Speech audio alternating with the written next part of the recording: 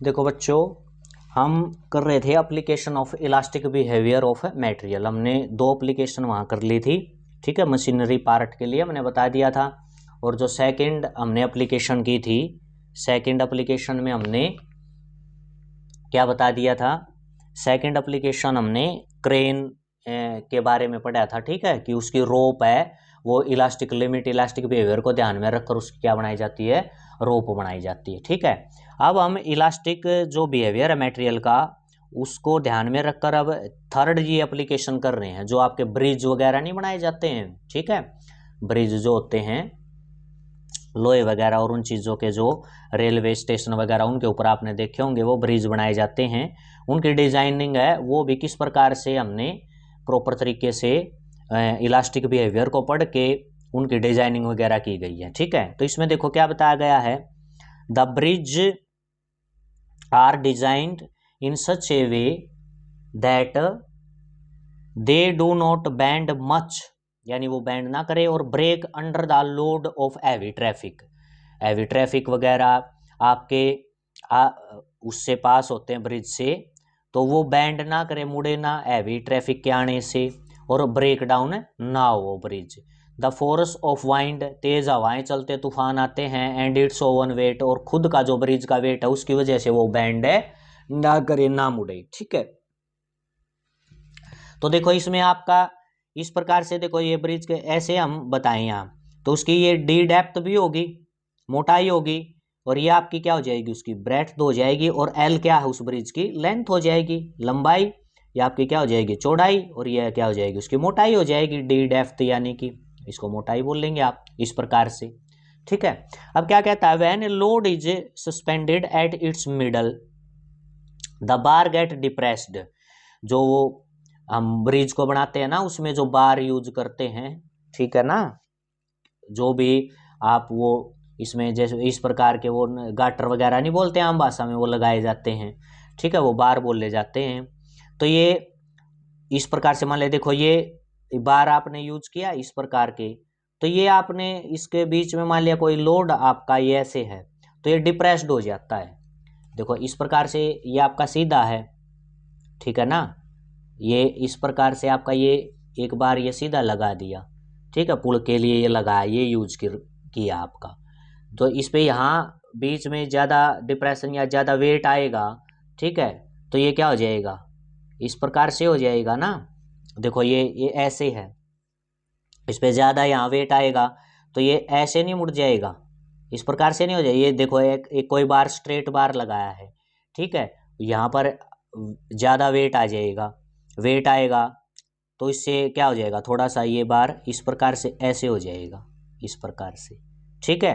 तो यही इसमें देखो ये बीच में ये दिखा रखा है, ये वेट है, तो ये इसके अंदर ये थोड़ा मुड़ जाएगा, ये डिप्रेशन आ जाएगा, क्या आ जाएगा इसके अंदर? डेल्टा डिप्रेशन, ठीक है। इसकी ओरिजिनल तो इस प्रकार से ये बताएं, तो इतना क्या आ जाएगा इसमें? डिप्रेशन आ जाएगा, ठीक है। ये हो गया, ये ओरिजिनल इसमें था, इस प्रकार से था ये, तो ये इतना क्या आ जाएगा इसमें? डिप्रेशन आ जाएगा, ठीक है ना। ये ऐसे था स्ट्रेट बिल्कुल, फिर ये ऐसे होगा तो क्या आ जाएगा? ये डेल डिप्रेशन आ जाएगा। अब ये जो डिप्रेशन है, डिप्रेस्ड हुआ ये बीच में से, मिडल में से, ये आपका किसके इक्वल होता है? ये रिलेशन ये हो गया आपका डब्लू यानी वेट, एल क्यूब जो लेंथ है इसकी ब्रिज की, 4y Young's modulus of elasticity, B breadth है, और डी इसकी मोटाई यानी डेप्थ का क्यूब। ये रिलेशन आपका W L cube 4y b D cube. अब इस डिप्रेशन को कम कैसे करें? इसका क्या तरीका? फॉर स्मॉलर डिप्रेशन की ये ऐसे मुड़े ना ब्रिज ज़्यादा वेट की वजह से, तो इसके लिए इन्होंने क्या बताया, देखो कि भाई L should be small, bridge की जो लंबाई है वो क्या है? कम कर दो, एल को कम कर दोगे तो ये देखो डायरेक्टली डेल्टा अपने आप से कम हो जाएगा, ठीक है। दूसरा क्या बताया? Why should be large sorry बच्चों, वाई शुड बी लार्ज, जो यंग्स मॉडुलस इलास्टिसिटी होती है सॉलिड के लिए, आप हमने यंग्स मॉडुलस को पहले पढ़ लिया था। यंग्स मॉडुलस इलास्टिसिटी जो सॉलिड की वो सबसे ज़्यादा होती है, तो वाई की वैल्यू आपकी ज़्यादा होगी, तो ये आपका डिप्रेशन क्या हो जाएगा? कम हो जाएगा, ठीक है। बी शुड बी लार्ज, चौड़ाई ज़्यादा होनी चाहिए, चौड़ाई ज़्यादा होगी पुल की तो ये डिप्रेशन फिर भी कम होगा आपका। B should be large, D should be large, मोटाई ज़्यादा, मोटाई अगर लोगे आप बार की तो उससे भी आपका डेल्टा क्या हो जाएगा, कम हो जाएगा। ठीक है, ये बात बता दी। अब इसमें देखो आगे इसमें क्या चीज़ें इसने बताई हैं, ये थोड़ा सा आपने ध्यान से इनको देखना है कि depression can be decrease more effectively by increasing depth. मतलब ये कहा है कि भाई इस डिप्रेशन को आप कम कर सकते हो, ये ऐसे ना मुड़े पुड़े, डिप्रेस्ड ना हो। क्या करना पड़ेगा, डेप्थ को क्या करना पड़ेगा, जो मोटाई है ना उसको बढ़ाना पड़ेगा, जिससे पुल आपका बार जिस बार से जिन उनसे बना हुआ उसकी डेप्थ को मोटाई है उनकी, उस मोटाई को क्या करना पड़ेगा, बढ़ाना पड़ेगा। ठीक है, चौड़ाई की बजाय, चौड़ाई तो आप जितना इतनी ज़्यादा चौड़ाई थोड़ी बढ़ाओगे, चौड़ाई की तो पावर 1 है, ब्रेड्थ की पावर 1 है, लेकिन डी की पावर क्या है 3। डी तो आप डी बढ़ाओगे तो क्या है 3 गुना नहीं हो जाएगा, 3 गुना नहीं बढ़ेगा, 3 गुना बढ़ेगा तो इतना ही छोटा होगा। समझे या नहीं समझे।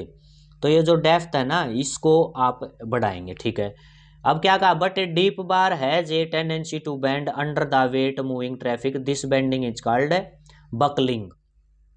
अब ये कहता कि ज्यादा मोटाई भी कर दी ना आपने, ज्यादा मोटाई कर दी, ठीक है, ज्यादा मोटी चीज आप डीप बार ले लोगे, ज्यादा मोटाई उसकी कर दोगे तो भी उसके अंदर क्या है भाई, इस प्रकार का डिप्रेशन आ जाएगा। ऐसे ये तो पूरा पुल का डिप्रेशन था, ये अकेला उसमें इस प्रकार से इतना डिप्रेशन, ये जैसे ओरिजिनल बार है ये ऐसे मुड़ जाएगी, वो मोटाई भी ज्यादा होगी तब भी डिप्रेशन इस प्रकार का आएगा। इसको बोलते हैं बकलिंग। ज़्यादा मोटाई वाली चीज़ है उस पर भी मूविंग ज़्यादा ट्रैफिक मूव करेगा तो वो इस प्रकार का, ये देखो ये मान लिया ऐसी बार है तो ये ऐसे अपने उसमें ऐसे थोड़ी सी इसके अंदर ये मुड़ जाएगी, ये बकलिंग होगी आपकी, इसको बकलिंग बोलते हैं। ठीक है, तो ये अब कहता है कि भाई ठीक है ज़्यादा मोटाई वाली भी हम नहीं ले सकते क्योंकि उसमें ये बकलिंग वाला प्रोसेस हो जाएगा। ठीक है, अब क्या कहता है, better choice is to have a bar of I shaped. ये चॉइस की बेटर चॉइस ये है कि जो आप पुल बनाने के लिए जो बार ले रहे हो ना आई शेप में बनाएं। किस शेप का ले, आई शेप का क्रॉस सेक्शन हो उसका। This section provide a large load, इस पे ज्यादा लोड आ जाएगा, bearing surface and enough depth to prevent bending, और जो आपकी डेप्थ ज्यादा आपने ली है वो इसको बेंड होने से रोकेगी। ठीक है, ये इस प्रकार की शेप देखो, ये इसमें क्या आपके ये हाई शेप, ये आपके ये बार रखे जाएंगे किनारों पर और ये मोटाई क्या हो जाएगी, आपने मोटाई क्या है ये ज़्यादा, इस प्रकार की शेप के आपने बार लेने हैं पुल बनाने के लिए, ब्रिज बनाने के लिए आई शेप में। ठीक है, ये इस प्रकार के, तो इसमें आपका बकलिंग भी नहीं होगी, बकलिंग भी नहीं होगी, और ये आपकी डेप्थ भी आपने सुफिशियंट ले ली, एनएफ डेप्थ है। ये इसको बेंडिंग होने से, बैंड होने से ऐसे हो बैंड होने से रोकेगी। और ये जो आई शेप में, ये तो सिंपल लिया था, आई शेप बना दी इसकी तो ये इसको क्या है बकलिंग से रोकेगी, आई शेप ऐसे बनेगी तो। ठीक है, समझे ना। तो बेंडिंग से तो कौन रोकेगा इसको, बैंड होने से, तो इसकी ये मोटाई रोक लेगी इस प्रकार की, और इसकी जो बकलिंग हो रही थी वो किससे, वो इसकी इस प्रकार की शेप से रुक जाएगी, आई शेप ऐसे करना ये यहाँ पर।